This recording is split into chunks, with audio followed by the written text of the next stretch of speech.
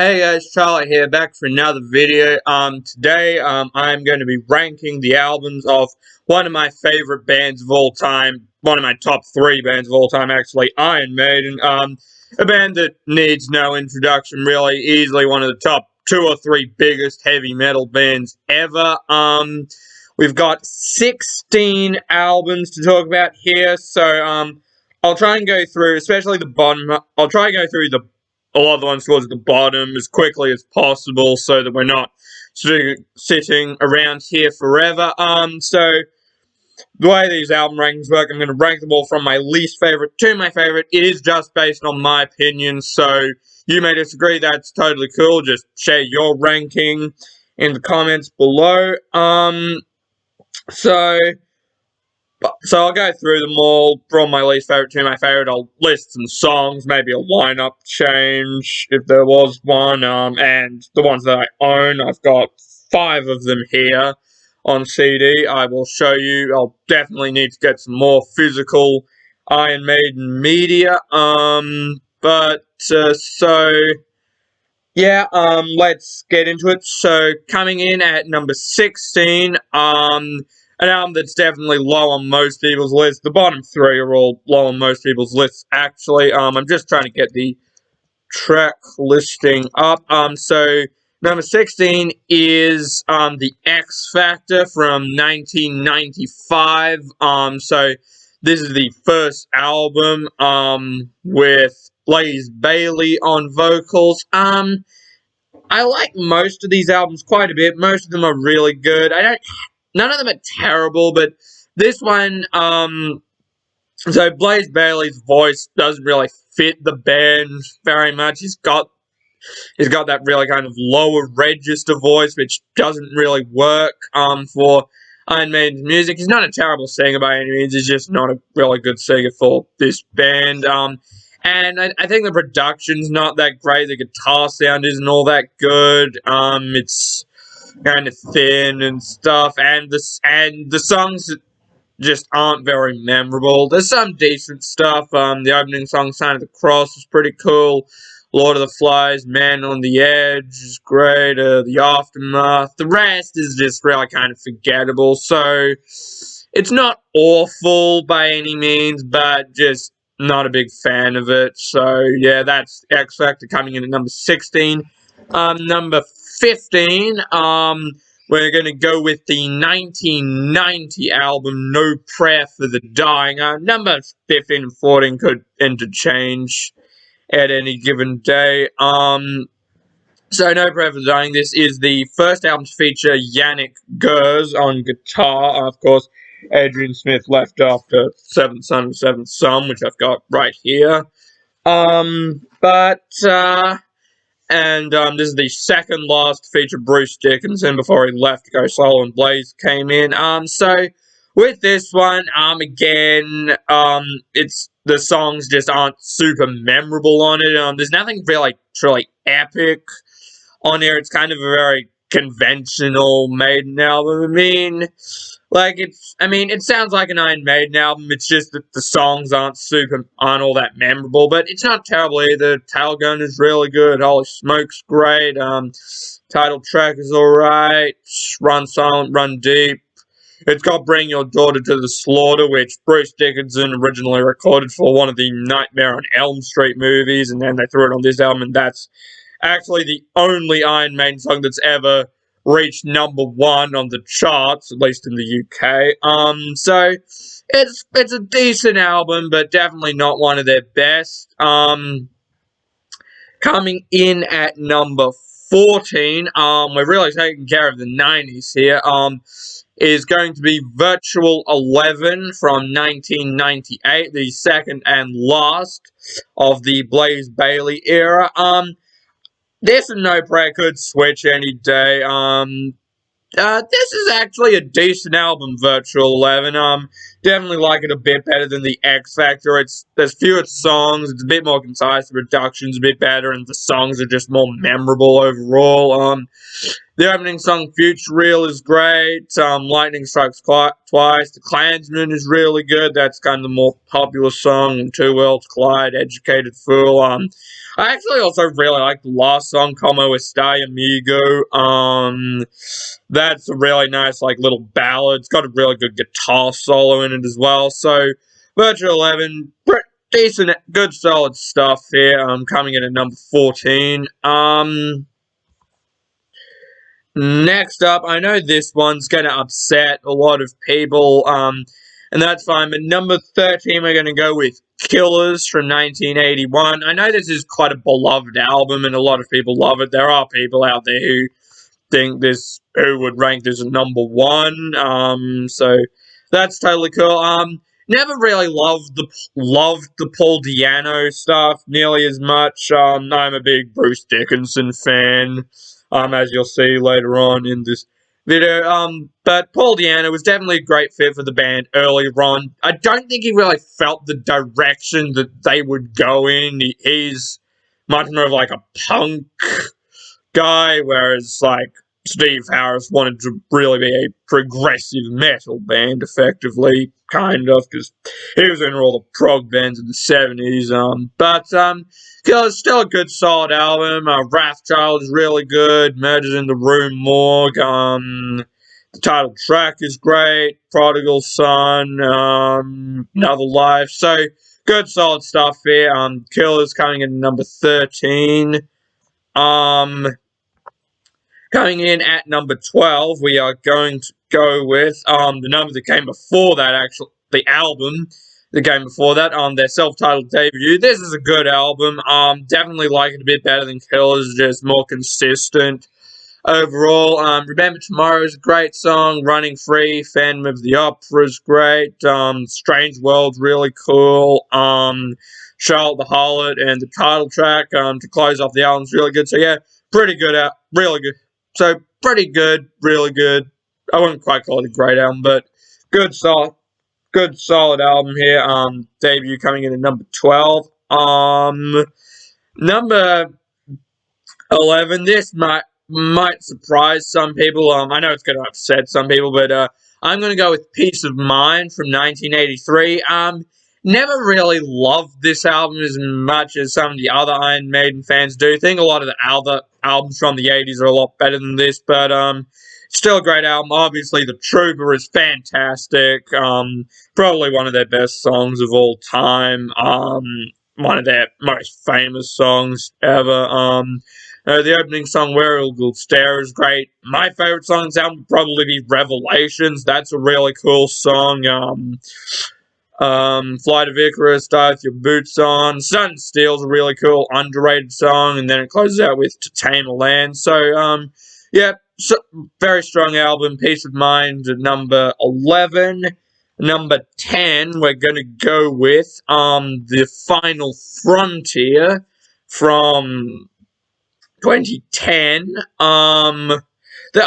I like this album quite a bit. A lot of really long songs, especially on all these later albums. These later, I said progressive metal band before, but all these like last 5 albums are definitely some of their most progressive albums. Like there's one, maybe 2 songs under 5 minutes on all of them. Really, I mean, most of the songs are like 5, 6, 7, 8, 9. And 10 minutes long on all these later albums. But really good stuff. The opening song, Satellite 15, The Final Frontier, is amazing. Really love that drumming intro, which is really cool. El Dorado is great. Coming Home, Isle of Avalon's really cool. Talisman is great. And the last song, When the Wild Wind Blows, is amazing. So, yeah, Final Frontier, really good album, coming in at number 12.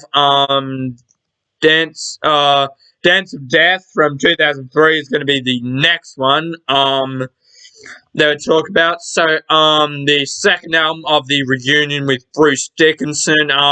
This is really good as well. The opening song, Wildest Dreams, great. Rainmaker is amazing. Probably one of my top 25 favorite Iron Maiden songs of all time. No More Lies is great. Title track is really good. Gates of Tomorrow is a really cool song. That's kind of like a Number of the Beast song. Definitely one of the kind of more punchy songs on it. Passchendaele is great. Facing the Sand is really cool as well. Journeyman. So, Dance of Death, really good album. And all the albums from here on up I like a lot. We'll say so.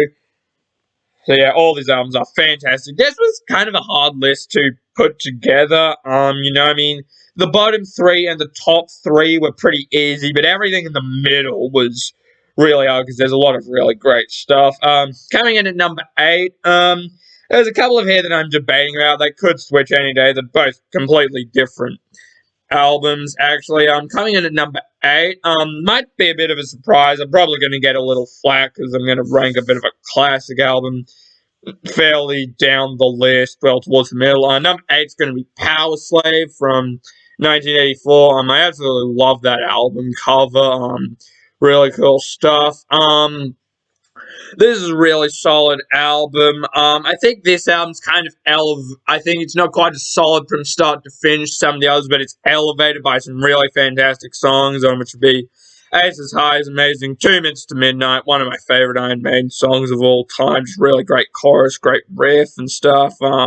Flash of the Blade's a really cool underrated song. Back in the Village is a great underrated song.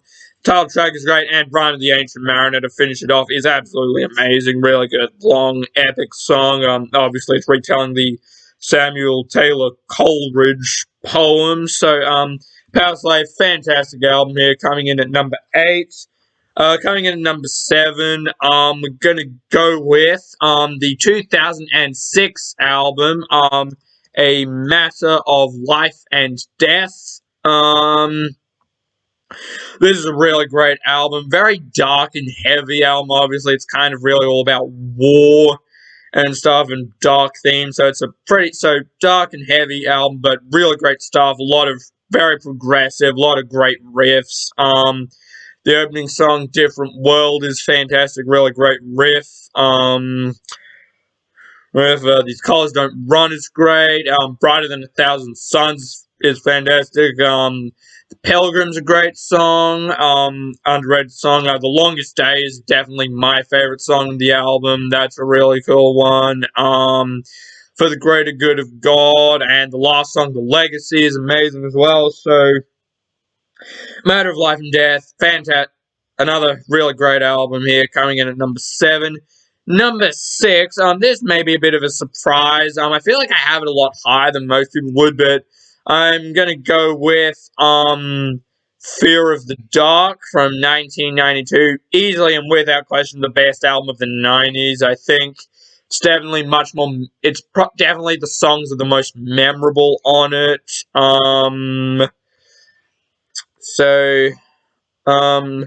Yeah, a lot of really great stuff. Be Quick or Be Dead is great. Really great riff from Yannick and Dave Murray. From Here to Eternity is a great song. Afraid to Shoot Strangers. Childhood's End's a really cool underrated song. Fear is the Key is a great underrated song. Chains of Misery is really cool. The Apparition, Judas Be My Guide. And then it closes off with the title track, which is one of my absolute favorite Iron Maiden songs. Could be my favorite. Definitely one of their most famous, but just really, really great way to finish off the album. So, Fear of the Dark. This is the last album to feature Bruce Dickinson on vocals until 2000. So, really good album here. Fear of the Dark coming in at number 6. Number 5, we're going to go with Somewhere in Time from 1986. I really like this album. A lot of this. This did kind of divide some Iron Maiden fans because of its use of guitar synthesizers, but it's a really good album, a lot of great songs. Caught Somewhere in Time, the opening song is fantastic, really great, like, opening riff. Wasted Years is amazing. Sea of Madness, Heaven Can Wait, Loneliness of the Longest and Stranger in a Strange Land is definitely one of my favorite songs on the album. That's really great vocal from Dickinson on that song. And then it finishes off with Alexander the Great, which is amazing as well. So really great stuff here. Somewhere in Time coming in at number 5.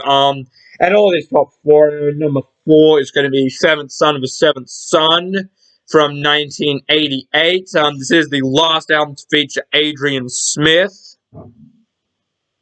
until 2000. Sorry. Of this Yannick Gers is brought in.